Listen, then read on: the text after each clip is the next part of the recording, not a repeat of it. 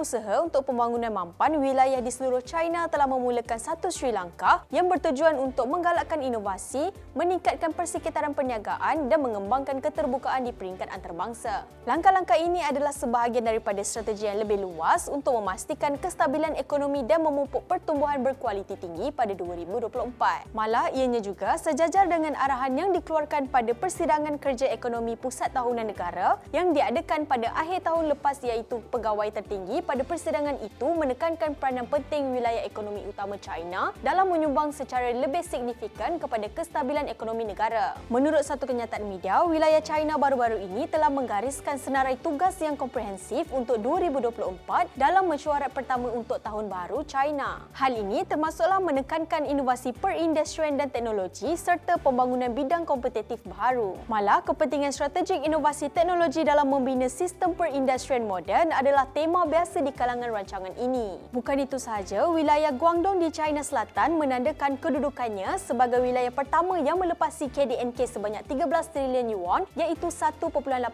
trilion tahun lepas. Selain itu, dalam satu kenyataan yang sama juga, negara China menekankan misi kritikal Guangdong dalam menerajui pembangunan berkualiti tinggi dengan memanfaatkan sumber dan keupayaan inovasi teknologinya yang besar. Wilayah itu telah menetapkan sasaran bercita-cita tinggi sebanyak 5% pertumbuhan KDNK untuk 2024. Terdahulu, China mengutamakan peningkatan persekitaran perniagaan dan perkembangan keterbukaan antarabangsa peringkat tinggi sebagai objektif utama bagi tahun lalu. Sebagai contoh, wilayah Anhui di timur China mengadakan mesyuarat yang memberi tumpuan kepada mewujudkan persekitaran perniagaan peringkat teratas dan memajukan pembangunan berkualiti tinggi sektor swasta. Sementara itu, usaha wilayah Liaoning untuk mengoptimumkan persekitaran perniagaannya termasuk menetapkan matlamat untuk mencapai kadar pertumbuhan ekonomi melebihi purata nasional. Melihat kepada usaha yang dilakukan oleh negara China ini, maka tidak heranlah bagaimana negara China mampu menjadi sebuah negara membangun yang paling disegani setakat ini. Ini juga sekaligus membuktikan kekuatan ekonomi negara China sememangnya tidak boleh disangkal lagi. China Inspirasi Dunia.